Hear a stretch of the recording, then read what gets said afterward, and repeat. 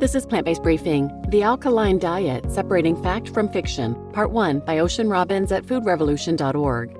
And I'm Marian Erickson. This is the curated content plant-based podcast where I narrate a variety of articles on plant-based and vegan living with permission in about 10 minutes or less every weekday. And today's article is longer than that, so it's a two-parter. I'll read part 1 today and then tune in tomorrow for the second half. So now let's get to today's plant-based briefing. The Alkaline Diet, Separating Fact from Fiction, Part 1 by Ocean Robbins at foodrevolution.org. Summary. The alkaline diet has been around for a while, and it presents a compelling theory about your body and health, that the food you eat determines the pH of your blood, and that a low pH causes all sorts of health problems. The good news is the alkaline diet promotes the consumption of many of the healthiest foods. The bad news is that it does so for some questionable reasons. So, what's useful about the alkaline diet, and where does it diverge from research-backed evidence? What if choosing the right foods to eat was as simple as eating those that create a non-acidic or alkaline environment over those that create an acidic environment? Wouldn't that make life simple? While you may not have thought of acids and alkalines since high school chemistry, this dichotomy is the basis of the alkaline diet. The principles of eating so-called alkaline-producing foods were first made clear by French biologist Claude Bernard, a giant of science who made many important discoveries, including that the liver stores and releases glycogen and the pancreas releases digestive juices. It was Bernard's word on what was later called homeostasis that led to the evolution of the alkaline diet. Bernard believed that among the factors that promoted or distributed a healthy internal environment was the pH of the body and blood. He theorized that an acidic environment, in particular, is a breeding ground for chronic disease, and that what you eat can impact your bodily pH. Variations of this acid-alkaline dietary pattern have existed since the beginning of the 20th century, but its popularity skyrocketed again in the last few decades via early health influencers like Robert Young, author of The pH Miracle, and the Honduran herbalist Dr. Sebi, who inspired many people to adopt a vegan alkaline diet. But is there any truth to these theories that the pH of food impacts blood pH and therefore susceptibility to disease? And is the alkaline diet inherently a healthy dietary pattern? In this article, we'll take a look at the alkaline diet, comparing its claims to the available scientific evidence. Understanding pH.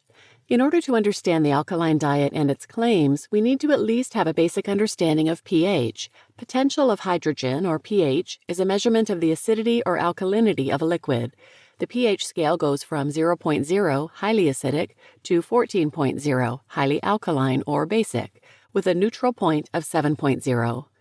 Our stomachs are very acidic environments with a normal pH of 1.5 to 3.5. We secrete hydrochloric acid to help us digest our food, activate enzymes, and break down proteins into amino acids.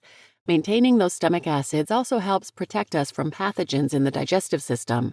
On the other hand, blood is slightly basic or alkaline, with a pH of 7.35 to 7.45. The body's acid-base balance is mainly controlled by the respiratory system and the renal system, or kidneys. Maintaining this equilibrium is important for the functioning of basic bodily systems, and any disturbance in this pH can be a serious and even life-threatening problem. So, what does the alkaline diet claim?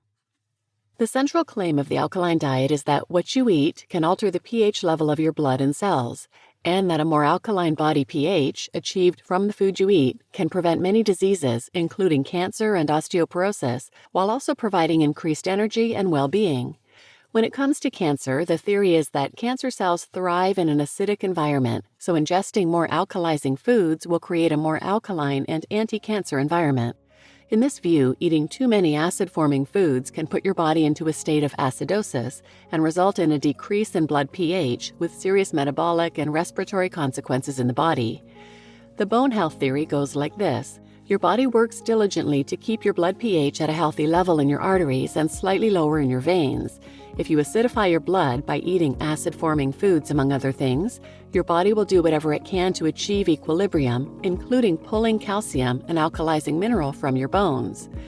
To sum it up, the standard Western diet, according to this theory, degrades health and increases the risk of chronic diseases because it promotes an acidic body environment. And an alkaline diet alkalizes the body and blood, staving off chronic disease. You just listened to The Alkaline Diet, Separating Fact from Fiction, Part 1 by Ocean Robbins at foodrevolution.org.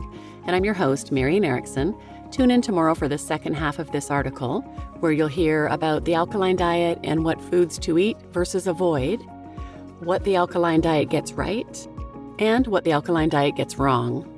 So please share this episode with anyone who might benefit, and thanks for listening.